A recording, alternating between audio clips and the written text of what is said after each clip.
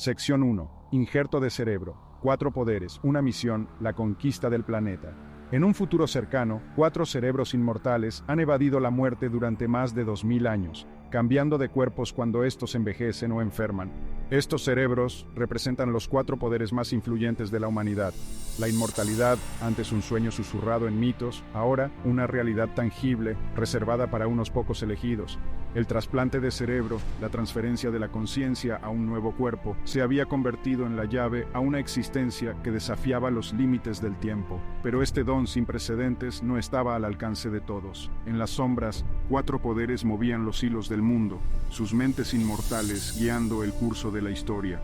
Como titiriteros cósmicos, habían tejido una red de control que se extendía por todo el planeta.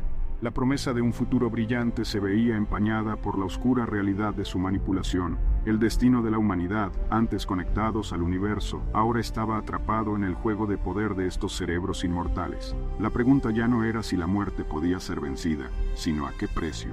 Y en un mundo donde la vida podía extenderse indefinidamente, ¿qué significaba realmente ser un humano?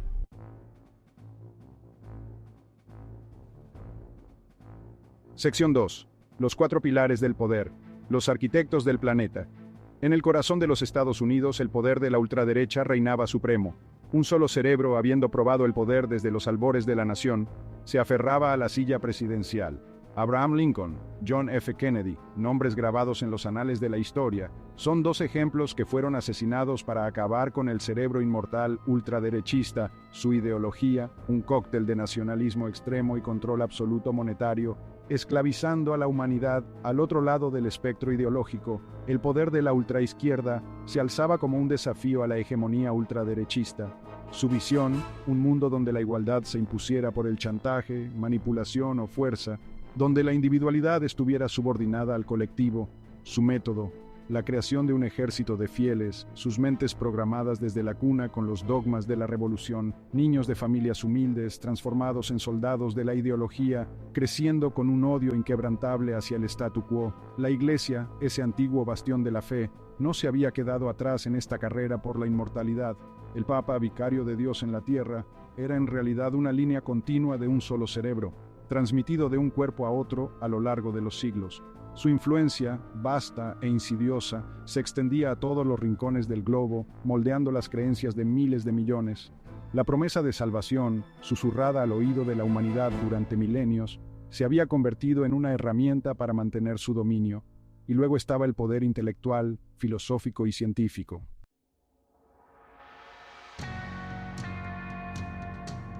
Sección 1. El legado de la sombra. El poder perenne de la ultraderecha.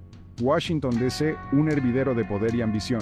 Tras las imponentes fachadas neoclásicas de la capital estadounidense, se escondía la bien engrasada maquinaria del poder ultraderechista, un poder que había tejido su red a lo largo de siglos, controlando presidentes, dictando políticas y moldeando el destino de la nación. Era un poder invisible para el ojo inexperto, pero omnipresente en su alcance. Desde los tiempos de Lincoln, el mismo cerebro había ocupado el despacho oval, un fantasma en la máquina del tiempo.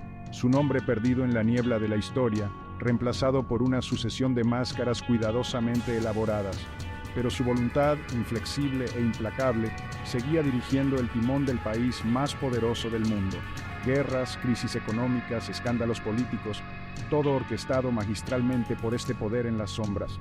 Cada acontecimiento, una jugada estratégica en un tablero de ajedrez global, cada decisión, un paso calculado para consolidar su control. Y la población, ajena a la verdad, seguía los medios de comunicación mundiales condenando su destino, que se tejían a su alrededor su propia esclavitud. Pero el control absoluto tiene un precio. La paranoia, la desconfianza, el miedo constante a ser descubierto, corroían el alma del poder en las sombras. Para mantener su dominio, se veía obligado a recurrir a métodos cada vez más despiadados, a silenciar cualquier voz disidente, a aplastar cualquier atisbo de oposición.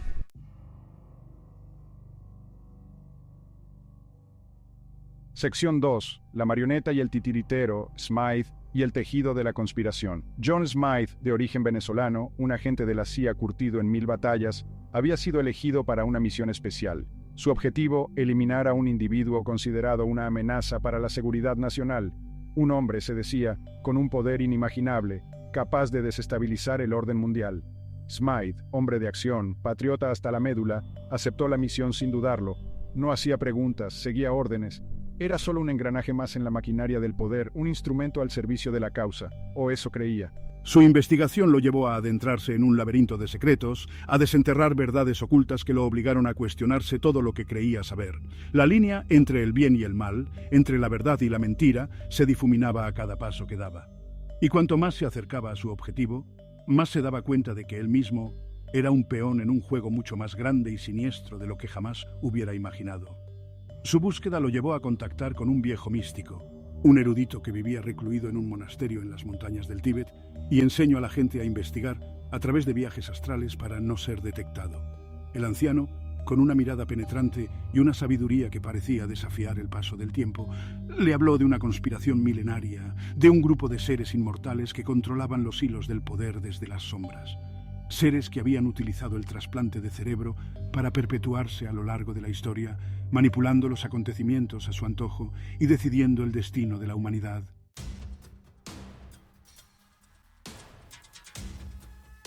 Sección 1. La fábrica de la discordia, el adoctrinamiento desde la cuna. Mientras la ultraderecha se aferraba a la tradición, sujetando los hilos del poder mediante la manipulación y el miedo, la ultraizquierda había optado por un camino más insidioso, la construcción de un nuevo orden mundial desde la base. Su arma no eran los ejércitos convencionales ni las armas de destrucción masiva, sino la propia mente humana, moldeada desde la infancia para servir a la causa revolucionaria. En las entrañas de ciudades olvidadas como La Habana y aldeas remotas, lejos de la mirada vigilante del mundo, se alzaban instalaciones secretas, eufemísticamente llamadas Centros de Desarrollo Infantil. En su interior no había risas inocentes ni canciones de cuna, sino el zumbido metálico de la maquinaria y el eco de voces frías y calculadoras. Eran fábricas de cerebros, donde la ideología se implantaba a la fuerza en cuerpos jóvenes y maleables. El proceso era tan simple como aterrador. Los recién nacidos, arrebatados de los brazos de padres desesperados o concebidos in vitro con fines específicos, eran sometidos a un complejo procedimiento de trasplante de cerebro. Los cerebros de fervientes revolucionarios, con sus mentes ardiendo con la llama de la ideología, eran clonados e implantados en los cuerpos de los bebés. Al despertar, estos niños no conocerían otra realidad que la impuesta por sus amos. La elección de los donantes no era aleatoria. Líderes carismáticos, brillantes estrategas, soldados fanáticos, sus mentes se convertían en la materia prima para crear una nueva generación de luchadores. Cada niño, un arma potencial programado para odiar al enemigo, para obedecer sin rechistar, para luchar y morir por la causa.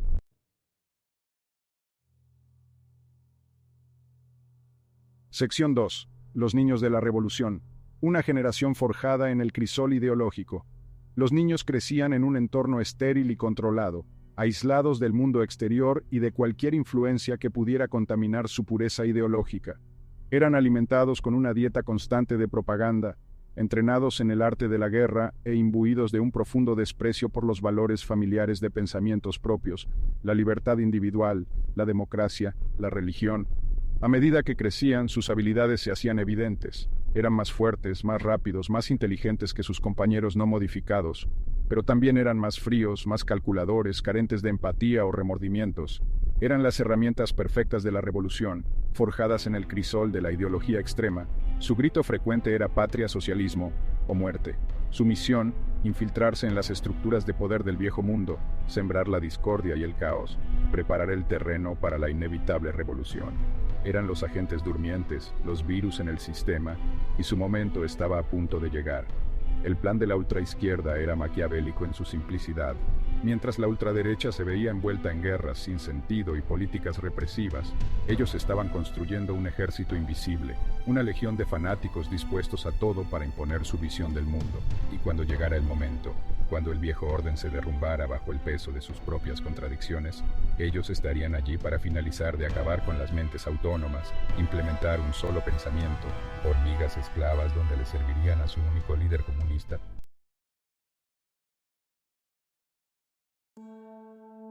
Sección 1. El Vaticano Eterno. Un pastor con 1000 rostros. Roma, la ciudad eterna, un crisol de historia, arte y fe.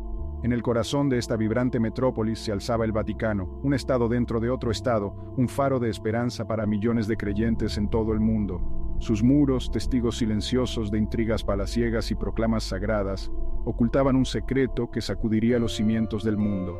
El Papa, representante de Dios en la tierra, pastor de un rebaño global, no era más que un recipiente, un cuerpo temporal habitado por una mente ancestral, el mismo cerebro transferido de un pontífice a otro a lo largo de los siglos, guiando a la Iglesia Católica con una mano invisible, un ciclo interminable de muerte y resurrección, un juego de sombras y apariencias que mantenía el poder absoluto en manos de una sola entidad.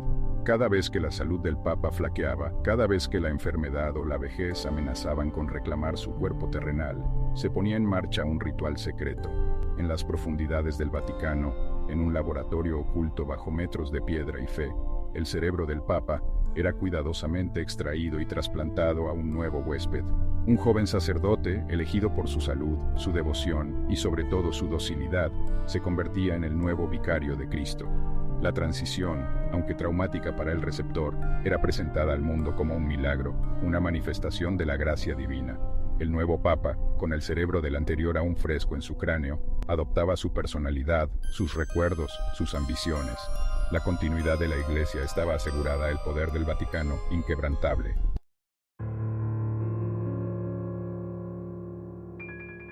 Sección 2. Fe y manipulación.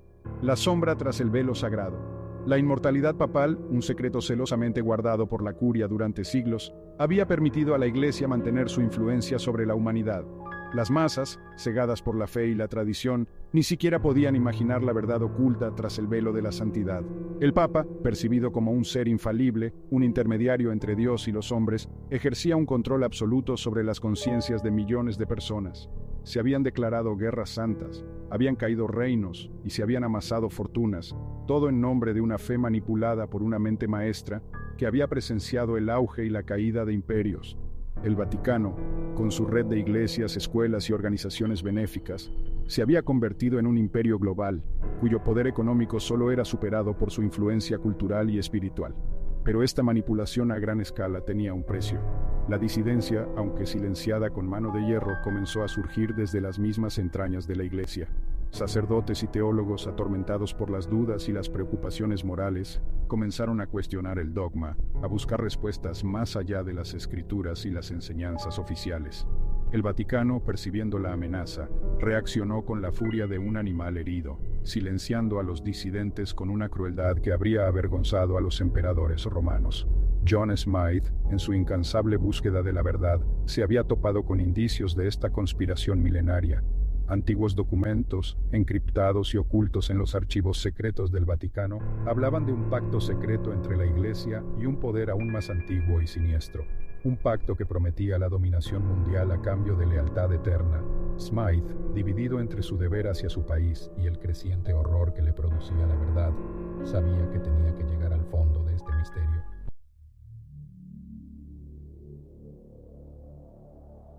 Sección 1. Los arquitectos de la eternidad. El legado de la mente sobre la materia. Lejos del bullicio de las capitales y de la pompa del Vaticano, ocultos en los remotos pliegues del Himalaya, un grupo de mentes brillantes se dedicaba a una búsqueda diferente. Eran los herederos de una antigua tradición, guardianes de un conocimiento que trascendía las fronteras del tiempo y la materia. Para ellos la inmortalidad no era un fin en sí mismo, sino una herramienta, un medio para alcanzar un objetivo aún más elevado, la trascendencia de la mente humana. Estos eruditos, reunidos en un monasterio que parecía flotar entre las nubes, habían perfeccionado el arte del trasplante de cerebro hasta convertirlo en una forma de arte. Sus cuerpos, clonados a partir de su propio ADN, eran tratados con el mismo cuidado y respeto que se le daría a un instrumento musical finamente elaborado. Cada célula, cada nervio, cada sinapsis, estaban calibrados con precisión milimétrica para albergar el torrente de conocimiento y experiencia que fluía de una generación a otra. Para ellos, la muerte no era más que una interrupción temporal, un cambio de vestuario en la larga obra de la existencia. Cuando un miembro del monasterio sentía que su cuerpo físico se acercaba a su fin, se sometía voluntariamente al procedimiento de transferencia. Su conciencia, con todos sus recuerdos y experiencias intactos, era transferida a un nuevo cuerpo clonado, listo para continuar su labor donde la había dejado, y así de generación en generación, el conocimiento se acumulaba, se refinaba, se expandía exponencialmente. los secretos del universo, los misterios de la mente humana, las claves de la propia inmortalidad estaban al alcance de estos guardianes del conocimiento, pero un gran poder conlleva una gran responsabilidad. La cuestión de cómo utilizar este conocimiento, cómo evitar que caiga en las manos equivocadas, se cernía sobre ellos como una sombra.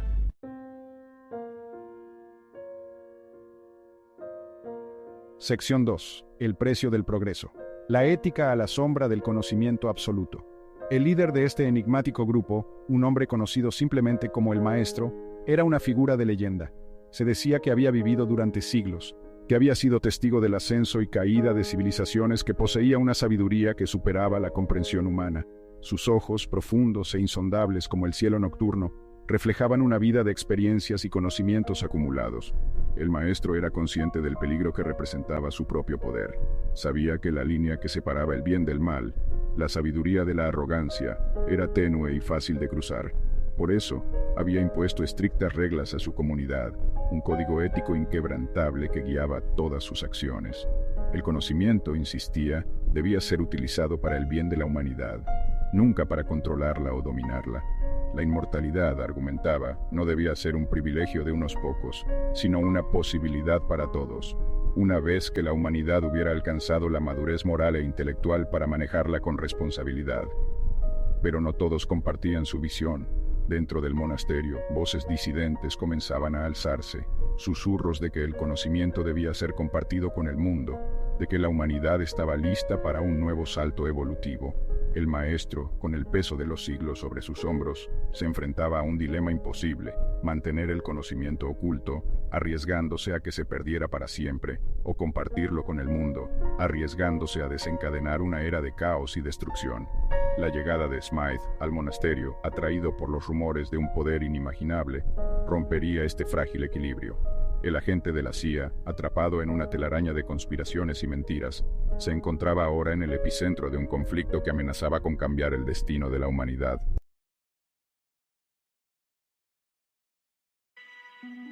Sección 1. La revelación del maestro. El sacrificio por un futuro incierto. Smythe, aturdido por las revelaciones del maestro y la inmensidad del conocimiento que se desplegaba ante él, se vio obligado a reevaluar todo lo que creía saber. Las líneas que antes separaban el bien del mal, la verdad de la mentira, se habían difuminado hasta volverse irreconocibles. Era este anciano, con su mirada cansada y su sabiduría insondable, realmente el cerebro más perverso del mundo, como le había hecho creer el poder de la ultraderecha. El maestro, percibiendo las dudas que atormentaban a Smythe, le reveló su verdadera identidad. No era otro que Jesús, el Mesías que había caminado sobre la tierra 2000 años atrás.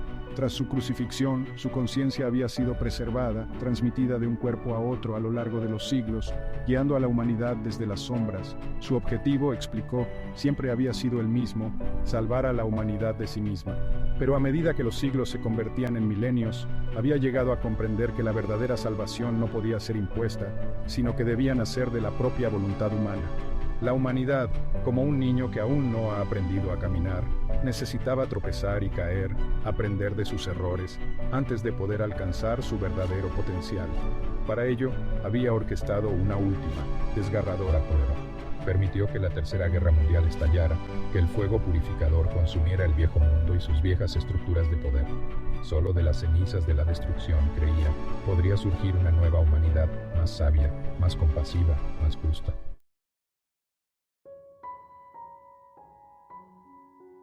Sección 2. El juicio del Mesías. La ira de los justos y el eco de los supervivientes de la guerra como un rayo en medio de la tormenta. Algunos, consumidos por el dolor y la rabia, se negaron a creerlo. Acusaron al maestro de ser un demonio, un manipulador que había jugado con sus vidas por un capricho cruel. Exigieron justicia, venganza por el sufrimiento que había desatado sobre el mundo. Smythe, desgarrado entre la lealtad a su país y la verdad que ardía en su corazón, intentó defender al maestro, explicar su plan, su sacrificio, pero sus palabras se perdieron en el rugido de la multitud enfurecida. La humanidad, herida y rota, no estaba preparada para escuchar la verdad, no quería aceptar la responsabilidad de sus propias acciones. El maestro, con la sabiduría de los siglos grabada en su rostro, aceptó su destino sin oponer resistencia. Sabía que la humanidad aún no estaba lista para comprender su sacrificio, pero también sabía que la semilla de la esperanza había sido plantada. En los corazones de algunos de los supervivientes, una chispa de comprensión comenzó a brillar, una tenue llama de esperanza que desafiaba la oscuridad. Antes de que la turba lo alcanzara, el maestro entregó a Smythe un pergamino grabado con símbolos extraños. En este pergamino, explicó, se encontraba la clave para el futuro, el conocimiento y la sabiduría acumulados a lo largo de milenios. Smythe, con lágrimas en los ojos, prometió proteger el legado del maestro, honrar su sacrificio de su alma.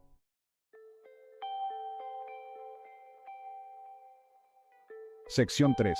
El nuevo amanecer. Los años que siguieron a la muerte del maestro fueron una época de reconstrucción, de sanación.